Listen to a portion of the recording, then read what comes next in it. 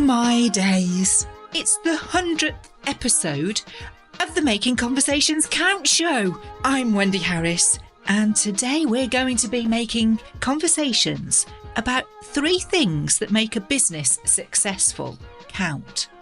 And we're going to be doing it a little bit differently.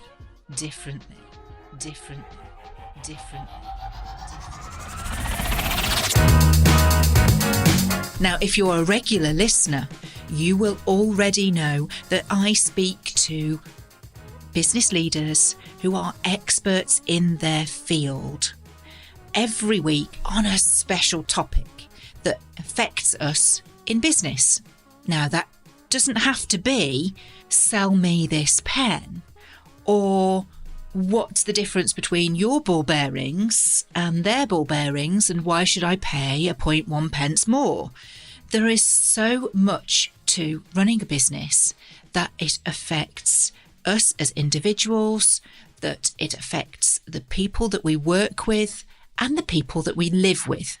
And it's those topics that I love to explore because the whole point of the show is to bring stories, conversations, and motivational inspiration for you, the listener, so that you are inspired to go and try these things out for yourself. Now, the show for me, when it started back in 2020, I had no idea that I would be sitting here today on episode 100. That means I've had 99 conversations with business leaders. And those conversations have been on all sorts of things. We have touched on mental health. We have touched on mental wealth. But there seems to be 3 pillars of topics that make a successful business. And those episodes fall in line with sales, marketing, and strategy. So we're going to dive a little bit deeper into carrying on the conversation on those 3 topics. But first, I want to explain why we're delving deeper. We carry on the conversation with our bonus episodes every Sunday, where Neil and I, the producer, always reflect on what we took away from the show. And really, that's taking it away from the guest.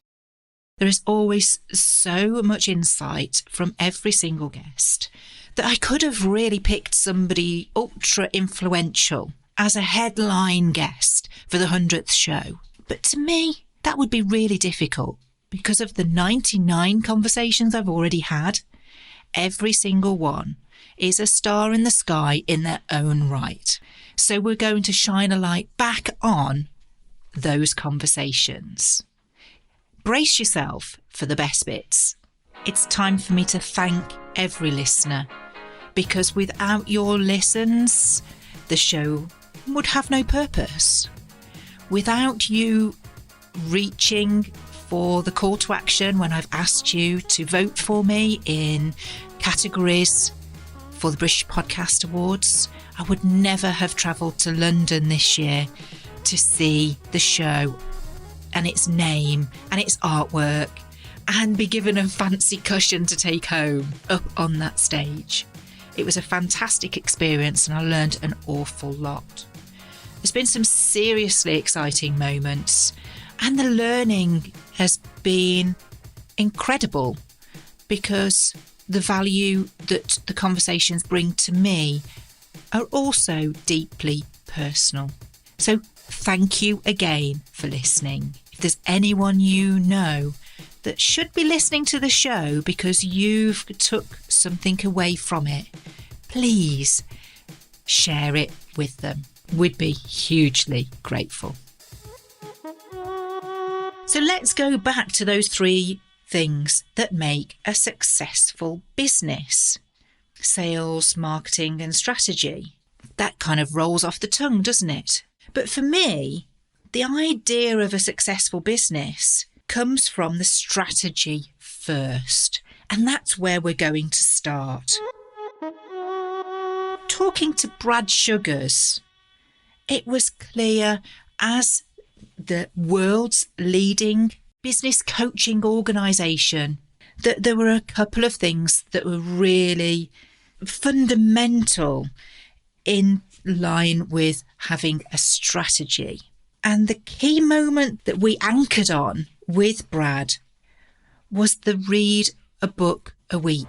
You know, I'm going to go back to Jim Rohn, who I mentioned earlier. At the end of that event at 16 years of age, I went down to Mr. Rohn to have him sign my notes. And he'd taught two things during the day that really stood out to me. And the first of those was never wish your life were easier, wish that you were better.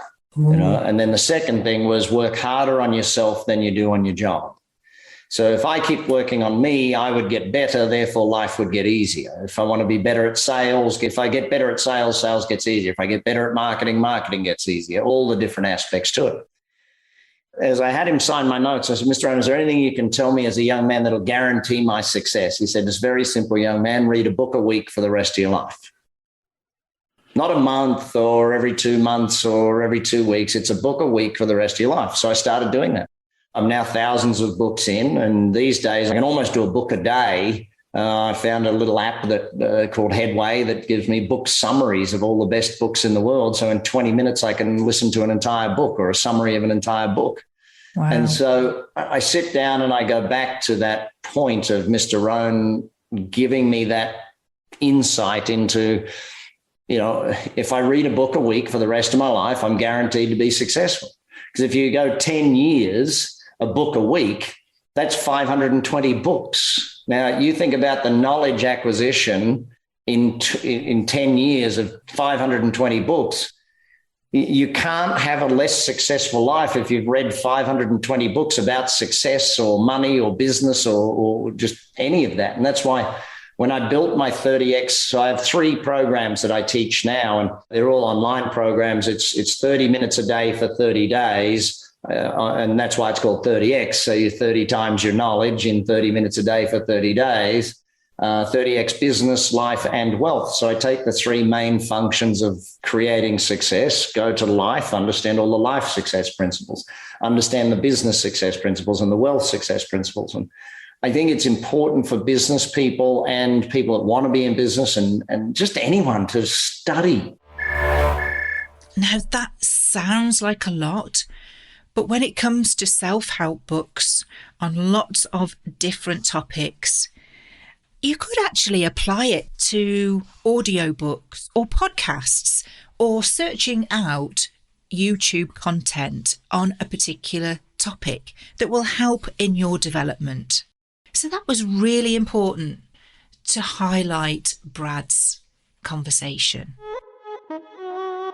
Then we had David Holland, who was a business coach and business co-pilot, as he calls himself. And we got to talking about why you ought to have a coach. One of the questions that I ask people when we first, because being as a business coach and we work with people in their business sort of thing, my view is that the business is there to grow and develop in order to support the lifestyle that you want and the contributions you want to make and whatever you want to achieve. But I think for too many people, it's the other way around. They build this business and it becomes all encompassing. It's their time, their passion, and it just sucks them in. And then they can go to a networking event and say, yeah, I've got a 1 million business or a 2 million business, whatever you like to call it. And they may have the brand new Range Rover in the car park, but that's not what it's all about. It doesn't really matter. It's got to support what do you want to do with your life and contribution? For example, we wanted to work 3 days a week. That was it. The business runs in 3 days a week. And it does. It works 3 days a week, which means we can travel, we can do other things, we can do projects. This is a renovation project we're doing down here in France, you may have seen. And this is the only bit of the place that's painted, so I can't show you anywhere else. But we couldn't do that. If we were working 5-6 days a week in the business, we couldn't do that. And this was part of our dream. So the personal dream comes first, and you build the business to satisfy the dream, not the other way around. No, I agree with that. Work to live, not live to work. Absolutely. My husband sometimes says that back to me, and I'm like, Right, yes. I do, honestly, I do. I work to live. This is something else, isn't it? The business owners get embroiled in it's my business and it's personal. And this has come up with lots of previous guests that, switching off is really hard. So whilst you've got your time in the diary as 3 days a week, stop you from thinking about it. No, absolutely not. And then this is why it's so important to do something that we love doing. You're right. When I'm working with clients and doing a workshop on there 3 days a week, when it comes to the Friday and when we're digging the garden or something, doesn't mean we're not thinking about it. It's always there. And it's like we treat our business as a person, another entity, another person in the family. We talk to the business, we liaise with the business, we're thinking about them and as we go along. And that's absolutely fine. But that's why I think it's really important to choose something that you enjoy doing. We didn't enjoy running a transport recruitment business. It was just not, we weren't made for it. This, we are, therefore, it's not a job, really. I would never say this to my clients, but I might do. But, I sort of do this so I didn't get paid, actually. We do that to run everything else. But I actually enjoy what I do. I enjoy speaking with people, supporting them and all that we do. And I don't mind if I think about it 7 days a week. It's all part of the fun. So it is about finding your passion and what you're good at, what your natural ability is, and going for it, isn't it? Really? Absolutely, yeah. Exactly, just stepping through and making it happen. Even when we didn't know what coaching was all about 20 years ago, we hoped, thought, believed it was the right thing. And it turns out it was, thank goodness. But you have to take a little bit of a risk, leaving your career, your corporate path, whatever career you've been on, into this creating something for yourself. Even if you're running your own business, you want to change direction. It's a bit of a leap of faith, but in principle, it's worth it. Absolutely worth it. It made some really good arguments around the reasoning for having a coach and how to pick a good coach. And of course, it does boil down to personality and being accountable. But most of all, I think it was about being pressed to be better. Now then, we had another Dave Plunkett, join us as the collaboration junkie. And it's obvious, isn't it, that you need to have collaboration partners in order to grow your business. There are always going to be affiliate businesses that could be solopreneurs, entrepreneurs, very small businesses that complement one another. I was running a business that was doing well enough, and completely with partnerships at its core, but I just wasn't enjoying doing it. It had become very process driven. I wasn't speaking to many people. It wasn't community led. I didn't feel I was delivering much personal value. It was very process driven. And this was end of 2019. I was like, no, something's not right here. I'm really not enjoying doing what I do. And decided I need to offer more personal value. And I looked at kind of what I knew, and it was partnerships. And I was like, you know what? Everything I've done has been built around collaboration and partnerships. The membership organization we had grew to a couple of thousand members almost entirely through either strategic partners or referrals. So I'd built a business that way. And then the business I was running, the benefit business, we worked in partnership with a load of different benefit providers to provide them leads. So had all this experience on being the other side of a more lead generation focused partnership.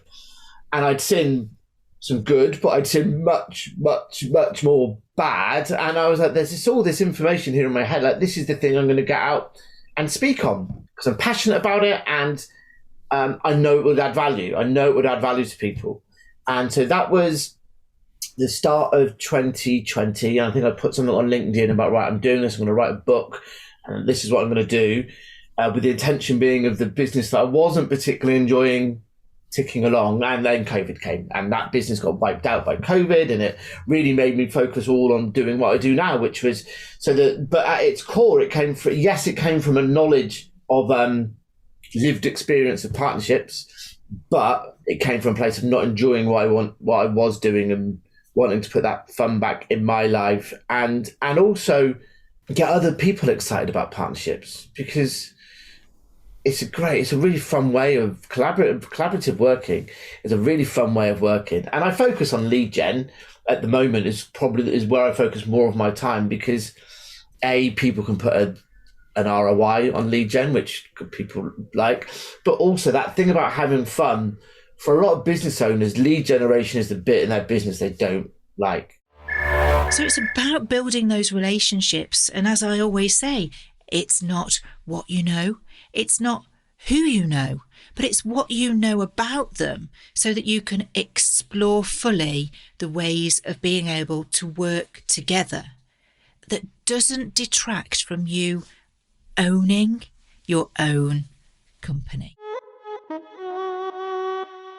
But the icing on the cake did really come with the conversation that I had with Nick Cramp. He highlighted the fact that we can all be very, very busy working in the business and find the time to do anything different is really difficult. And on social media, you will see really big names talking about the working on your business, finding the time to step out from it so that you can see the bigger picture. So looking for the answer led you to realise that you were better suited being somewhere else than where you found yourself. Yeah, and that wasn't by design. That was on reflection years later. Yeah. I ended up having to close one business and sell the other business. The recession came and there was just not the margins in the business to continue them. And they were both in the leisure kind of luxury sector. So as soon as a recession comes, that's the spend that's hit. Mm. So fortunately for me, in hindsight, although it didn't feel fortunate at the time, I had to close one, I had to sell the other. And that forced my hand. And looking back, as we do with the benefit of hindsight, that was the best thing that happened to me. It didn't feel like it. And there was consequences, obviously, at the time of closing them and selling them.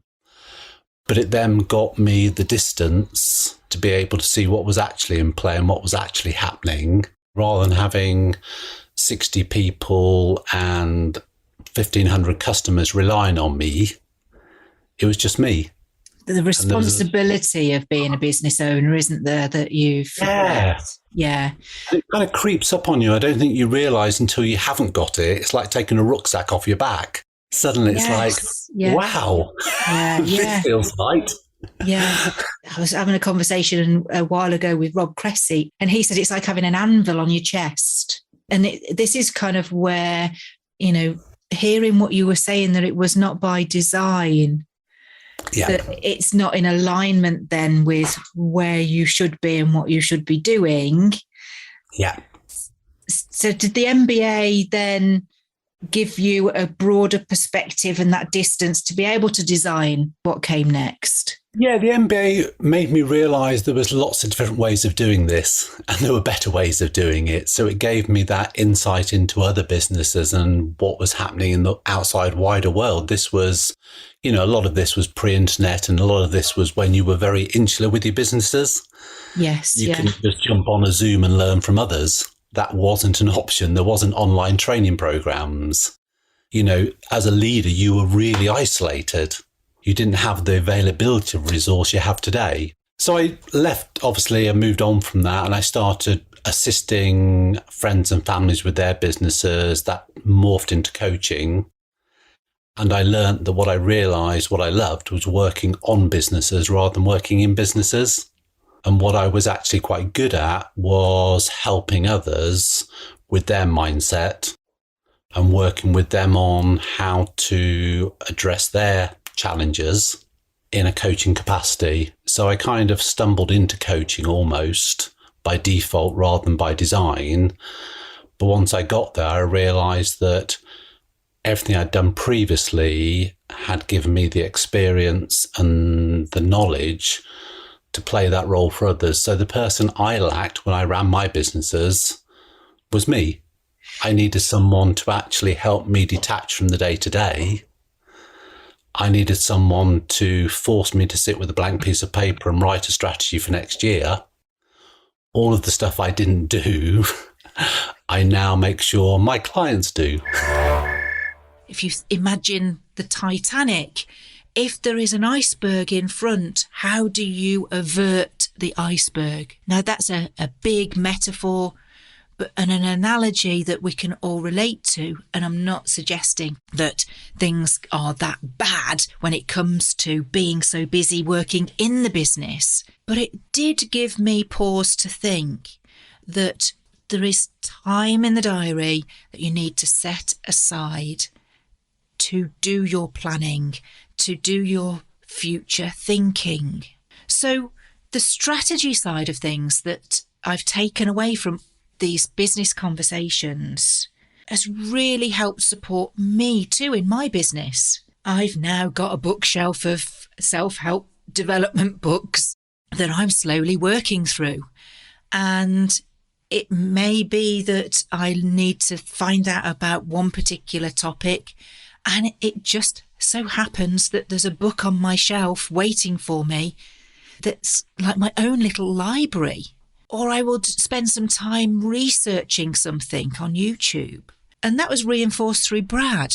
And working with a business coach has really helped fundamentally have some key questions in answer to my own self-doubt or imposter syndrome that we all have when we start to question ourselves.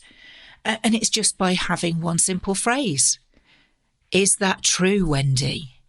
So ask yourself, is that true? And of course, those relationships with people, that's what I'm all about, building relationships, but also about retaining those relationships and looking after those relationships, which is why on every single piece of article that I put out there, I invite people to my diary through a chinwag. You never know where a conversation is going to lead. And of course, I do have time where I sit and I work on the business. So that's helped me. I hope that it has helped you too. And if you've not listened to any of those episodes, do go back and revisit them. We'll pop the links in the show notes. So that's the strategy side of things. And the sales and marketing still to go. Now, we've had this argument and an agreement from most guests when this comes up in conversation.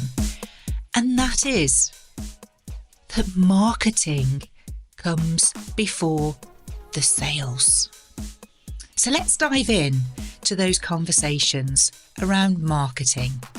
First up, I was deeply honoured to be joined by Dr. Ivan Meisner on episode 14, really early in my podcasting days. Your network is a beacon of hope in a sea of fear. Yeah. They are the people that are there to help you and to support you. And we certainly have seen that in this last year. And I think we're going to need to continue to see it for part of this year, at least. I think it'd be sort of unrealistic to expect anything to change overnight. B&I in itself has just proven that you can continue to thrive. Imagine if this had happened in the late 80s or 90s. There would be almost no way to stay connected with people, at least with the technology that exists. Yes, it's two-dimensional, but we can see each other and have conversations with each other. We can have meetings. And B&I has continued to have our meetings worldwide via our online platform, B&I Online, as opposed to in person. And if this had happened 20 years ago, I would have literally seen the company that I've worked my entire life for go up in viral smoke. Yeah. There are some small blessings that it didn't happen sooner. Certainly in terms of the storm that we're in, everybody's in that same storm, but they're dealing with their own individual circumstances. What would you say is your best advice to sort of weather it out? I think you've got to activate your network, sit down and have conversations with them. I've seen people during the COVID pandemic do some amazing things, and most of them came out of doing online one-to-ones with people. Two that really stand out in my mind. One was a furniture reupholstery company in the US, and she had to let go of all of her employees because it's hardly an essential business. And this is back in March, April of 2020. And she did a one-to-one with one of her BNI members. And the member just had an offhanded comment. He said, "You have a lot of cloth, don't you?" And she said, "I literally have tons of cloth." And he said, "Have you thought about making COVID masks?" And she said, "No, I hadn't." He said, "You could go into the COVID mask manufacturing business to hold you over during at least the first few months of this."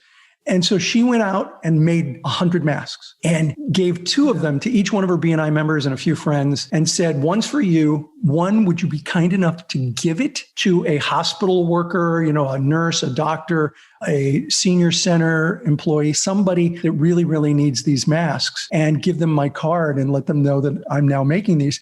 She got so many orders, she was able to rehire her entire workforce because now she became an essential business.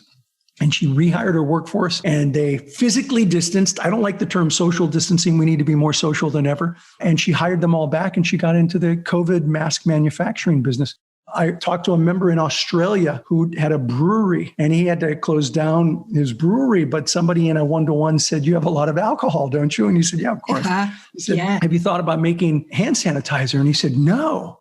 And so he went in the hand sanitizer business. I know exactly who to blame for the gin shortage now. Yes. It's been amazing. And it's all happened where people got focused by fear as opposed to being frozen by fear.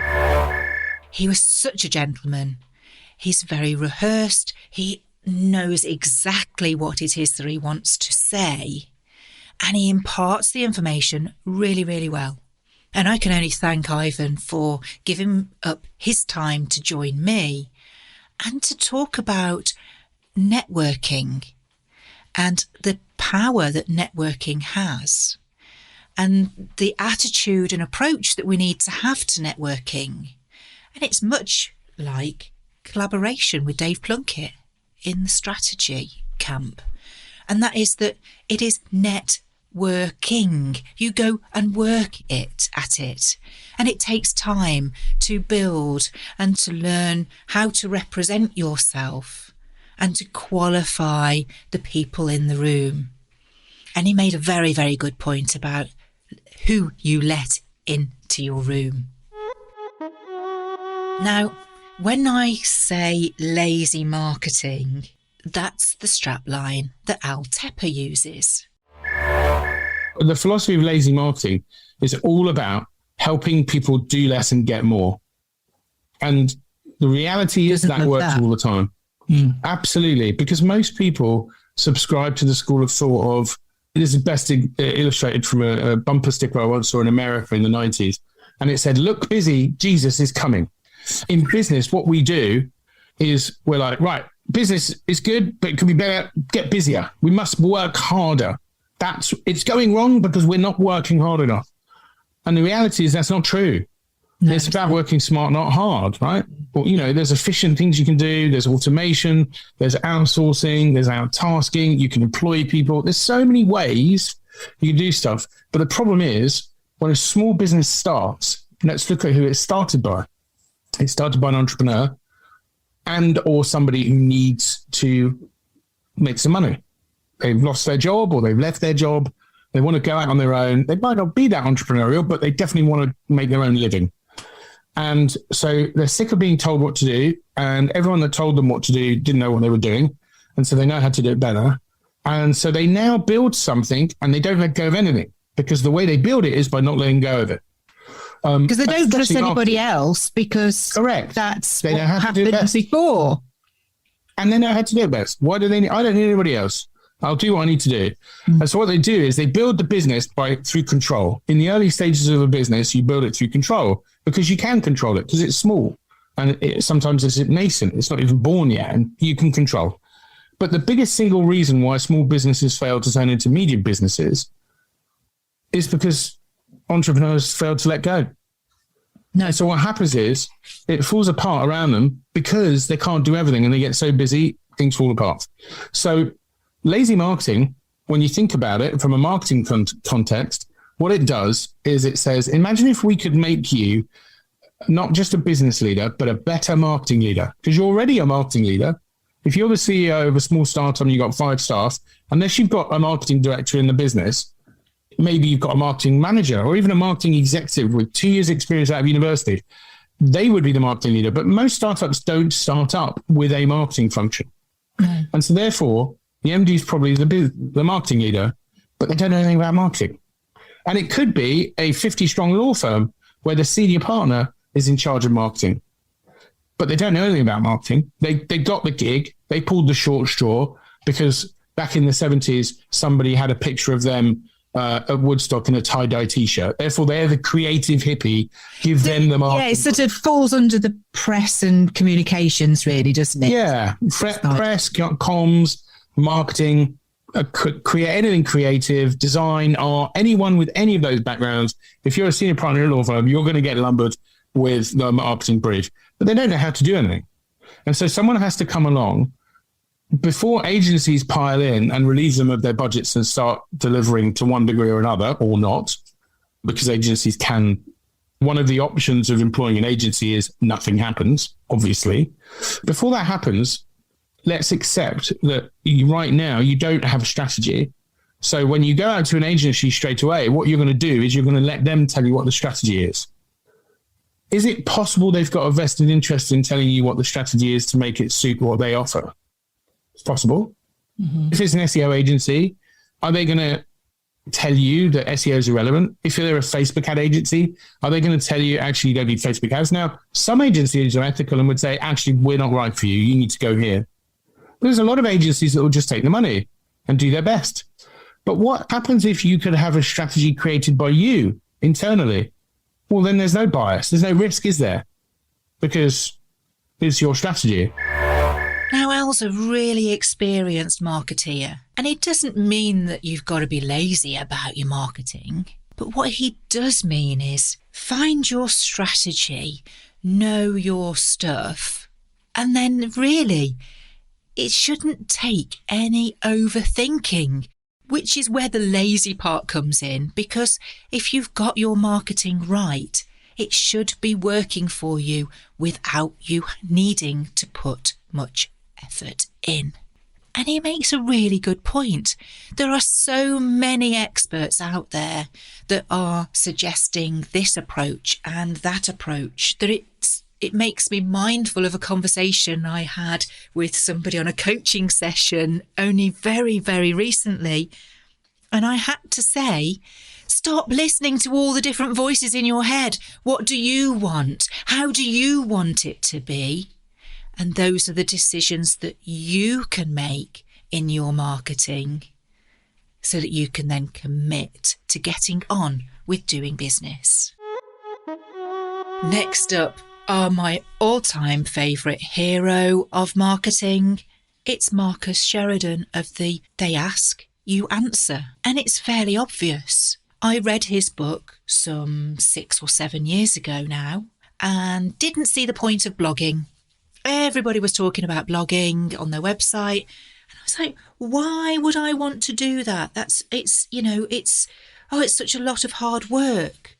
But of course, Marcus gave us nearly an hour's masterclass on why you need to be answering your clients' questions before they even pick up the phone to speak to you or fill in a contact form on a website or respond to a social media post.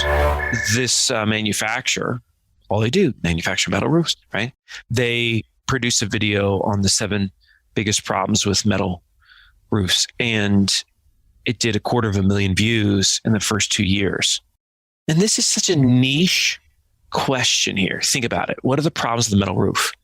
And again, the only people asking it are those that are considering a metal roof on their building, on their house.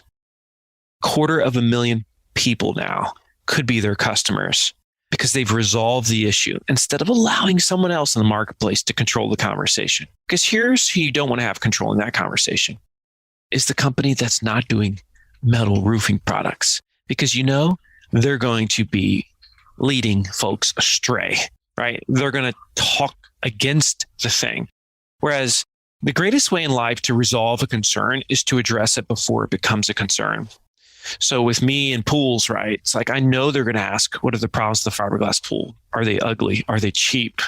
Do they pop out of the ground? These are the types of questions that I have to get in front of if I want to control the conversation. If I want to dictate the terms in my industry, that to me is the thought leadership 101. That's what it is. And unfortunately, a lot of companies just don't think that way. They think, okay, if I introduce the problem, I'm introducing the elephant in the room. But the elephant's the elephant. That's why it's an elephant. It's not an ant in the room. It's an elephant in the room, which means they're going to see it. And so it's your job as the business to address it. Yeah. Now, I asked the audience this morning if they had any particular questions for you. And a very good friend of mine, Jenny Proctor, who I've worked with and for, and we go for coffee as well sometimes, she asked a question. And I thought, this is covered in the book, but I'm going to ask anyway, because I think it's still an important question. And that was around talking about the negative, about the cost comparisons and about the competition, and how clients are not courageous enough to start opening up against what they see as insider information. So what's your take on that, Marcus? I know there's a whole ream of it in here. It boils down to what is our philosophy as a business. So the Ask You Answer is a philosophy and a framework. It's a philosophy in that it should eliminate debate amongst leadership teams or marketing teams or strategy teams. It's really simple. Are we consistently hearing the question? If the answer is yes, then we've made a decision already. So it's not if we're going to address it, it's how we're going to address it. That's the key. It's not if, it's how. That's also why I like to joke, Wendy, that really the perfect title to the book to most accurately describe this philosophy is they ask, you address it really, really well. But that's not a very good title for a book. Not a good hook. No, it's not a good hook, right? It's not as memorable, but it's actually the most accurate way of approaching it. Because true, you can't necessarily say everything, but what you can do is you can address the questions. And of course, you're doing it already with your sales team and anybody in your organization that sells, because you get these questions in that face-to-face in-person environment. And so why do we wait to have that moment? What's so scary is if you wait for them to ask, by that point, oftentimes we've already lost them. There's a good chance we're not going to get them. They're gone because they've been vetting us and they said, I'm not satiated. I'm not satisfied. I'm going to go elsewhere. It goes back to, is this your philosophy? Or is your philosophy, we're going to be selective in what we're willing to answer, even though we know our customers want to know? It's one or the other. It literally can't have both. And so once you say, all right, we're going to do this, then it becomes a live in the solution mindset. How do we address it the best we can? If you've not read Marcus's book, I highly, highly recommend it. It also gave me the basis of my own format to my own book, because I started to write in Marcus's book like a workbook. I wanted to take notes and I wanted actionable ideas and to go back to the beginning and go through it to put those things into action. And that's the great thing that I'm looking to impart with every conversation, is for you to feel motivated enough to go, I need to go and do that. Now, Joe Paluzzi, he's the king of content marketing, and it fits really, really nicely with Marcus in terms of what do you put into your content? Where do you put your content? Why would people want to read your content? Most companies, and I used to work with like Fortune 500 companies, so they have $1 billion budgets, and they're basically creating content and sending it on every platform and seeing no results. They're just like, oh, great, we can do Twitter and we can do Facebook and we can do LinkedIn and we can do Snap and we can do all these things. So let's throw content out there and see what happens. That's not content marketing. Content marketing is about the idea that I want to actually build a direct relationship with an audience member. And hopefully if they begin to know, like, and trust us because of that, they'll buy more stuff. Well, how do you build that direct relationship? You send that audience member. Well, first of all, they have to opt in to getting your content, an e-newsletter, a blog post, a podcast, whatever. And then they do that and you deliver valuable information consistently over time. And then hopefully that turns into a relationship and there's some kind of commerce that happens there. Most don't do that right. They don't choose to be great on one platform. They don't choose a content niche that they actually can differentiate themselves and cut through all the clutter. But I was talking with somebody, this was a couple months ago, chief marketing officer, and they said, well, why content marketing? And I said, you don't have to do content marketing.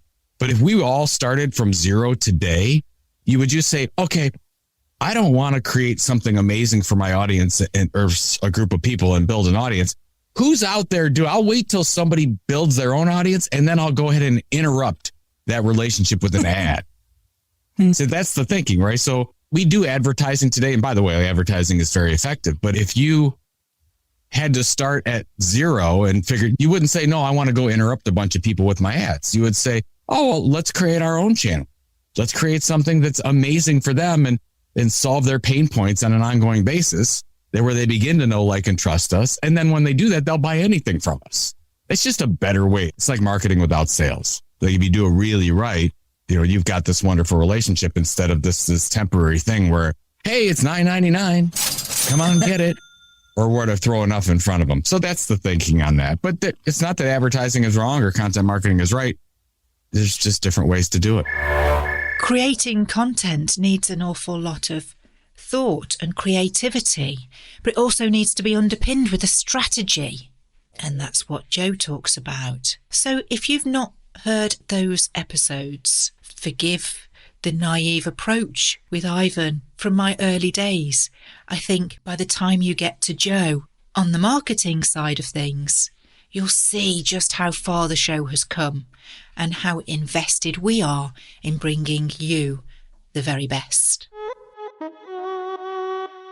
So in this special episode of Making Conversations about 3 things that make a successful business count with sales, marketing and strategy, we've talked about strategy. We've gone back to marketing. Those 2 really tie really keyly in together. And of course, if those foundations are not set, if they are not understood, they don't translate to your sales process. So we start on the sales side with my good pal, Nikki Pattingson. Put the business friendships first and the brass will follow. And I could tell you, honest to God, you can make a connection with somebody in a millisecond. You don't need to know somebody 20 years. I like to think that when people meet me, they wouldn't know me any better if they spent 20 years with me. But me and Adam Sidwell, the makeup artist, we were talking this morning about how those customers many a time had just huggers before they went. I worked at the airports. I mean, again, we tripled everything we touched, but people would start to walk to the gate and they'd come and hug me and Paul Williams, who is now senior manager at Christian Dior. But we worked together and people would come and hug you because very quickly we'd melted the reserves. It was soul to soul, not customer to salesperson. That's the difference. And that's the skills that people need now, because that's where the planet is going. And I think you're right. I heard a phrase this morning. We might be physically distant, but we're socially connected. Yeah. It's understanding that, I'm missing my hugs so much. I'm having to hug my husband every day. It's a real trial. Even my brother yesterday on the phone, sis, I'm missing my hugs. And I'm like, well, it won't be forever. Well, I hope it won't be forever anyway. It is about people. And I think you're right, Nikki. You've got to touch people's soul, break down those barriers, reach inside, pull them out and go, come on, this is the real world. And meanwhile, while we're not physically together, we've got to get very adept at sending those emails, writing those Facebook posts, and immediately connecting on Zoom, because the world is becoming ever more saturated. Yeah. The good thing is that 99.9% of all the people that you meet say the same as everybody else, which is why I call my little strapline these days is be someone, not everyone. And in so many cases, people speak like everyone. How the hell are we going to create resonance and get elevated from those words that everybody says? Got to find out who you are, and that's the end of it. Now, she's an absolute trooper.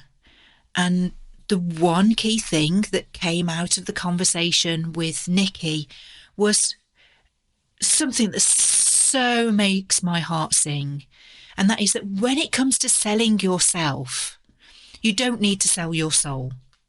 You don't need to have a £15,000 process and coaching course behind you. Ultimately, it comes down to being able to use your personality, be yourself, show up as you, because the customer is dealing with you.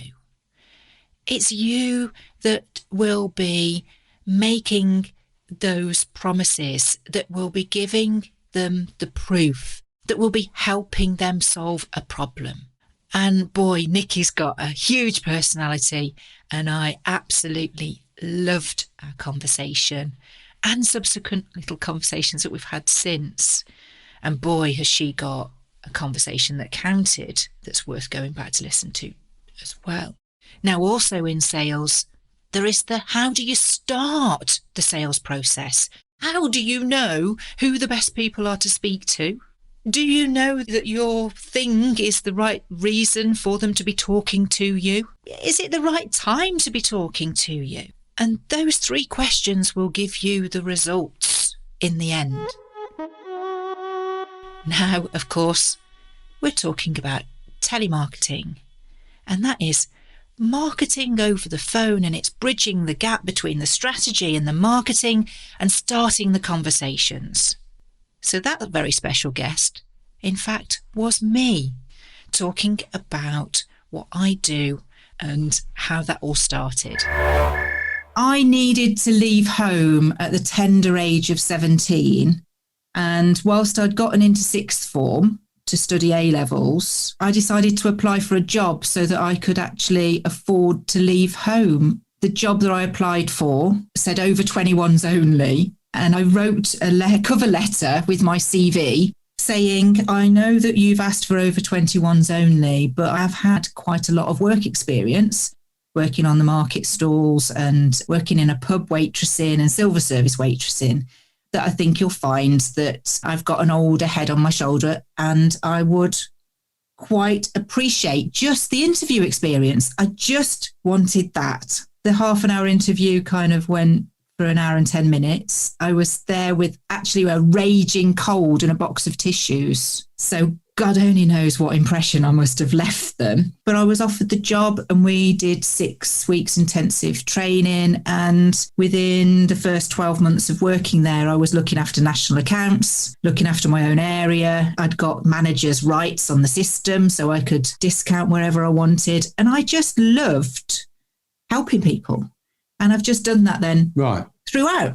That was in a sales environment, right? Yeah, telesales, account management. And from there, I went on to do field sales. I've done recruitment. I've worked in IT. I've worked in telecoms, solution selling, really. But I think where I've been successful is I've been quite social about my approach.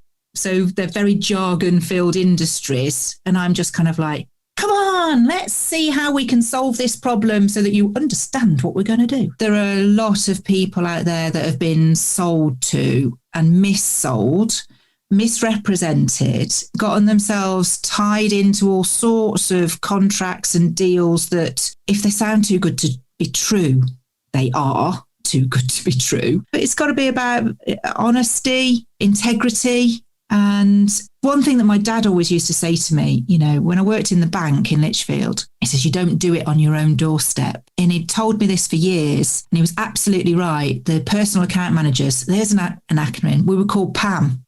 They were all people that were coming in, and I was targeted to sell loans and house insurance and stuff like that. And the sort of checklists that they did, to check your money in and out and affordability was stacked so that they were always going to get given the loan, even if they couldn't afford to repay it. And I was going to people who were coming in for a loan and I was going, don't do it. Don't take that much. You won't be able to do it and then you'll be in trouble. I was never hitting target because I was giving the right advice. And of course, then we had like the PPI insurance claim back and I was kind of like, saw that one coming. I can't see people being taken advantage of. Just doesn't sit well. Yeah, it's very, very important. So conversation must be really important then to help your clients. It's the start of every good idea, isn't it? And I think I say this on my LinkedIn profile. Even if that conversation's in your head, that idea has to go somewhere. And by sharing that with somebody else, it's like the domino effect that can help you on that journey to ultimately where you want to be, whether it's good, bad, or indifferent. If I don't know somebody that can help, I certainly know somebody who will know somebody. It's not just about me being able to help, but to feel that I can help in any way, shape or form is kind of what gives me rosy cheeks. Right. So it's a feel-good factor. Yeah. And I like to think that, like my dad was saying, don't do it on your own doorstep, that I've had clients, long-standing clients that came to my wedding and we could go down the pub and we could have a chat. And I know that lots of people say, oh, you don't need your clients to love you. They've just got to trust you. Actually, I want to be loved as well. I want to love them, because if I don't love them, how can I really, truly help them? Which goes quite nicely when you go to the madcap Ian Genius, who I love beyond measure, who can talk at 150 miles an hour. And if there's one thing that I love Ian for, is that he really listens because he wants to be so helpful. One of the biggest frustrations is that clients don't see the value of the service. They only see the cost. So clients always see the cost of the service and seldomly see the value.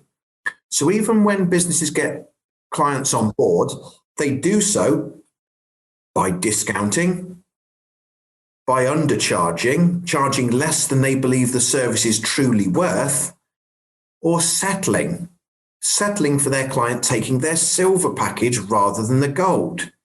Now, if that's the case, if they don't take all of the beneficial services, let's say you had 5 beneficial services and your client took 2, that's good, but they still haven't got the best win because they're still left with 3 problems that you didn't solve. If they take your silver package, that's a win, but the best win would have been the gold because that's the one that helped them the most. And that would have been the best win for you because you'd have got the most money for it. It's about creating the best win-wins. When people say my sales are good, I'm like, whoop-de-doo. Would you love them to be better? The answer should always be yes, shouldn't it? Yeah. The only way it can't be better is that someone is perfect. Someone's sales are perfect.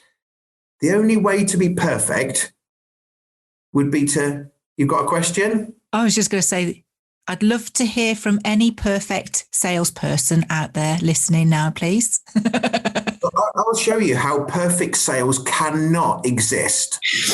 That's what I mean. It's going to be tumbleweed waiting for that person to get in touch. But this is what perfect sales would have to be. Let's say you saw 10 people with a problem that you could solve and you wanted to solve. So you got rid of the people you didn't like or weren't open-minded. 10 people you could help and wanted to help. All 10 would have to say yes. Then you do 5 beneficial services. I'm not talking about selling shoes to a man with no legs. I'm talking about 5 beneficial services. Each one would help the client. They'd have to take all of the beneficial services. That would be perfect. And then as far as the salesperson would be concerned, the business, they'd have to charge an infinite amount of money. Because if they charged 100 and said, my sales are perfect, why aren't you charging 150? Because that's better, isn't it? And they go, well, I'm charging 150. Why don't you charge 300? Because that number never stops. You could always, because you look at it, people in the world that have got expensive cars, they charge more and more money but there's no such thing as perfect sales. It doesn't exist. You could always charge more for it. When I said to him, Ian, slow down, I can't keep up with the information that you're giving me, so I'm not really taking it in. I won't be able to do anything about it. What he was imparting, the message that he had, was about selling to help people. And really, we could do away with the word sales. Ultimately, we've got a solution that solves a problem. And if a person's got a problem, then we can help them solve it. And that's a win-win, isn't it? So it's about taking the ick out of it. And he does that really well. And he even starts to talk about money. But I'll let you listen and judge for yourself. Now, social selling has become a really big business. And social selling on LinkedIn, which is seen and so far has been proven to be the #1 social platform for businesses to be able to reach, connect and engage with prospects.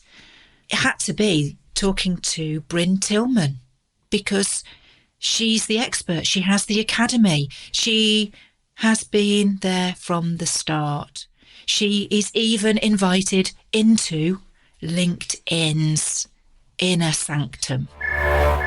It's purposeful engagement, right? So I'll go to their profile. I'll click on see all activity in their posts and I'll engage appropriately. I read the post. Don't just like everything and move on, because that would be a little stalkish. But if you actually thoughtfully read it and engage, now here's where the conversation, now people go, okay, now what? How do I get the conversation? Well, in this particular case, I look at the topic that my prospect has now shared and cared enough about to put a post out about it.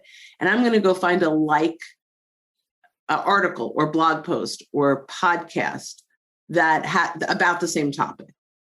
So now I'm going to start the conversation around, Wendy, loved the post that you shared on emotional intelligence. Not sure if you heard the podcast from Larry Levine, but if you're, on emotional and whatever it is, right? If you're interested, let me know. I'm happy to send you a link. So now I'm going to start a conversation around the topic you cared about. Yeah. So you've moved the conversation from a public forum. You're encouraging them into the direct messaging function to be able to start that conversation in private. Love it. And it's about the topic they care about, not what you want to talk about, what they want to consume. Because that's how we start real conversation. And the psychology behind that really, Bryn, is that you've cared enough to actually show that you care not just about them, but their topic. You also have an interest in that topic, because there's usually something that you can add to that, isn't there, by saying, oh, I'm really, I get really passionate about this sort of thing. And I know lots, and that that passion comes through because you just can't string the sentence together. Right. Well, you get to edit it before you hit send, but that's good. Yeah. Unless, like me, you send lots of voice messages, because I love to send voice messages, because I think that also, because I think that also goes, actually, this person doesn't sound dangerous. They sound passionate. Well, they also sound human. Genuinely wanting to help and send me this thing and a link. Yeah. Yeah. Yeah. But I actually often will ask permission to send the link. Yes. So instead of saying, Wendy, here's the link to the podcast, here podcast on the same topic. I really loved it because of this, this, and this. If you're interested, let me know, send the link, because it's a conversation when it's two ways. If I send the link, we're done. Dead. Yeah. Yeah. But if you now have to say, sure, thanks. Okay. Right. If you want it now, and clearly it's a topic you're interested in, so there's a high probability you'll say, sure. Now we have a conversation going. It's a back and forth, right? And so I think it's really important to ask that permission. It also feels a lot less spammy when you're asking permission to send the link. So if you want to know about using LinkedIn And a lot of the strategies that Bryn brings forth are things that I endorse and I include. And it was great for me to learn a few other things. But of course, going to wrap up with techniques of having conversations and the delicious Catherine Brown. And I say delicious because she was having a new kitchen as we had the conversation. When she starts to talk about using silence in the conversation. We are dealing with people, aren't we? Always. Yes. I'd like to say for your listeners, when I'm saying talk about the psychology of selling, I mean mostly for you as the seller. And there's a lot of wonderful people that talk about how people receive information and how to position yourself for optimal receptivity on their part, or how to name your price or how to negotiate, things like that. Those are all important other things. What I realized a few years ago is I kept saying, I teach the psychology of selling. I teach the psychology of selling. And it was a client who had already bought a number of things from me who came to me and said, do you remember in the Princess Bride movie when they said, I do not think that this means what you think it means? He didn't fall? Inconceivable. You keep using the word. I do not think it means what you think it means. When you say psychology of selling, Catherine, you mean to the seller. And I was like, of course that's what I mean. And he said, well, you need to say that because that is a differentiation, because most of my work, training, coaching, speaking is about beliefs about sales. This is going to sound funny. I have a little bit of mixed feelings about my own company name, because I think if a person is a gridded out sort of kind of person, they could hear Extra Bold Sales and they could think she's going to tell me to power through. And that's actually not what I say. I believe we look first at what we think selling is by definition and what we think we deserve to enjoy as a person. And when we get those things aligned, then we are able to take steps which previously felt too scary. But we have to do that belief work, and that's where the psychology part comes in. Does that make sense? Yeah, absolutely. And I think that it is about the mindset and setting yourself up for, why am I doing this? And if I'm going to do this, how am I going to do it so that I actually feel good about myself? Yes, because my research shows that both business owners as well as the full-time sales professionals they hire, all, when polled anonymously, all will reveal that they feel that the sales profession is pushy and a little bit embarrassing, and they are concerned about how they will be perceived in the sales process. Mm-hmm. And I knew that would be true of the owner seller, because entrepreneurs don't start businesses to be the seller. They can't wait till they can hire a seller. But the part that was very surprising to me and important to me, important work as a contribution in the body of kind of what we know about sales now, is that you can't build a team where you don't have some of this reluctance inside the team of people who volunteered and took this job of full-time sales, because there's bad actors out there. We all know that stereotype. We all want to be perceived as a good human. And so that disconnect between, gosh, I really think my product helps people, but I don't want them to think I'm being too pushy. That dissonance, I believe almost everyone struggles with it. The question is, does it rear its head at your outreach number 1, number 2, number 3, number 4, or number 8? Most people, even that reluctant owner seller who is selling for their own product or service for their own small, medium-sized business, they'll send an email, make a call, and then they'll stop. Mm-hmm. And for a sales professional, they might be able to do 3 or 4 times. But I mean, I know you teach telemarketing, and I think people who really don't experience dissonance and who can do the 7, 8, 9, 10, 11, 12 times stretched out, that's actually a very rare person because of those beliefs and that dissonance that comes up in their own brain. Oh my goodness. I was like, yes, we can use that to our advantage. Too often we like to fill the void with noise because it makes us feel awkward. But in actual fact, that silence can represent somebody thinking, considering, and deciding their next move. That can be really, really helpful. So do go back and have a listen to Nikki, to me if you must, to Ian, to Bryn and to Catherine, because between them you've got another sales strategy. Out of 99 conversations on different topics, those represent the best of the rest when it comes to strategy, marketing and sales. So they fall under the making conversations about 3 things that make a successful business count. But I do have to give some bonus mentions to guests that have made me personally apply change in my own business. And that goes to Tom Libbelt with regards to building online courses. Tom is direct, but boy, he knows his stuff. And what he said made so much sense. It changed the dynamic of my own offerings. And Simon Banks, such a lovely guy, and he's all about getting video right, and video is one of the other mediums that really connects with your audience because there's nowhere to hide behind the camera. And he made me think about video in a different way and start to use it a lot more. And Mike Basinski, thanks Buzz, he actually helped with the websites.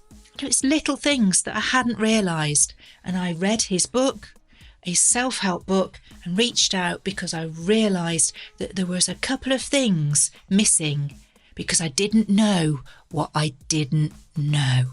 So those are my bonus mentions, and some personal thanks to one of the very first founding episodes and my very good friend who I work with, Jenny. Jenny Proctor, you don't know just how much a support you are to me in having you on the end of the line for a conversation and a coffee. Thank you. There you have it. There are my 3 things that make a business successful. But I'm really interested now, after 99 conversations, which ones have been your favourites? I want to hear from you, and I want to hear what topics do you want me to be covering in the show. Is there a special guest that you could recommend? Do let me know. I'm here to find and speak to the people in business that are affecting change and taking the lead. So go! Keep making conversations count, and be sure to follow the show. Drop us a review, please. And here's to the next 100. Who thought I'd be saying that? There's the 100th episode in the can. Be sure to come back next week as we're making conversations about wealth management solutions count with Larry Sprung. And it's not what you think. You know, a lot of times when people aren't healthy, things end up having to come to the forefront, and there's a lot of planning at those times.